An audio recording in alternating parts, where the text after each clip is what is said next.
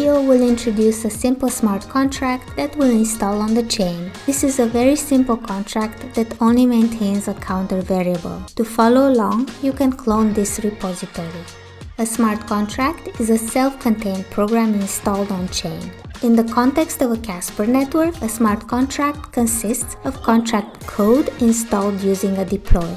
Before writing contracts for the network, developers should be familiar with the difference between contract code and session code. Session code always executes in the context of the account that signed the deploy containing the session code. On the other hand, a smart contract, which is stored on-chain logic, executes within its own context. Session code has only one entry point, call, which can be used to interact with the session code. A smart contract can have multiple entry points that will help you interact with the contract code. Any action taken by the session code is initiated by the call entry point within the session code. Any action undertaken by a contract must initiate through an outside call, usually via session code.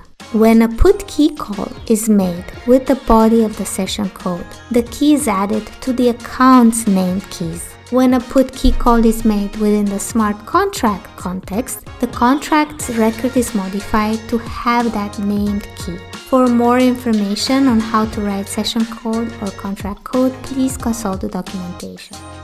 So when should we use a smart contract? Smart contracts exist as stored on-chain logic, allowing different users to call the included entry points. These contracts can, in turn, call one another to perform interconnected operations and create more complex programs. On the Casper platform, developers may write smart contracts in any language that compiles to WASM. In this tutorial, we will focus specifically on writing a smart contract in Rust.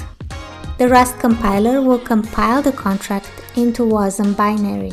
After that, we will send the binary to a node on a Casper network using a put deploy. Nodes within the network then gossip deploys, include them within a block, and then finalize them.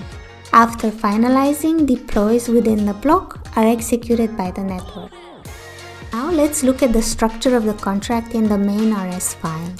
NoMain is an attribute that tells the program not to use the standard main function as the entry point. NoStd is the attribute that tells the program not to import the standard libraries. Here are some of the required dependencies for this contract. Casper Contract is a library for developing Casper smart contracts. This crate contains the API required to author smart contracts. Casper types are the types shared by many Casper crates for use on a Casper network. We also have constants that we will use within the contract, including both entry points and values. The contract also has entry points which serve as a means to access the code installed in global state, which is the storage layer of the blockchain. These entry points may be called by either session code or another smart contract. Each entry point is effectively equivalent to a static main entry point in a traditional program. When defining entry points, begin with a no-mangle line to ensure that the system does not change critical syntax within the method names. The call function starts the code execution and is the function responsible for installing the contract. At the time of contract installation, pass in parameters as runtime arguments. This way, you will collect any values that dictate your contract's behavior. The call function replaces a traditional main function and executes automatically when a caller interacts with the contract code. Within the call function, we define the entry points that the caller can access. Use the new contract method to create the contract with its named keys and entry points. This method creates the contract object and saves the access uref and the contract package hash in the context of the caller.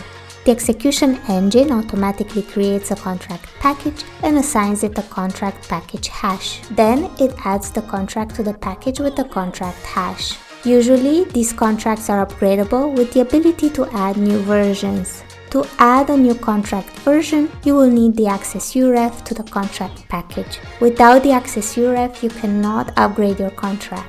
If you want to prevent any upgrades to a contract, use the new locked contract method instead. The next video will show you how to test this contract locally before installing it on a Casper network.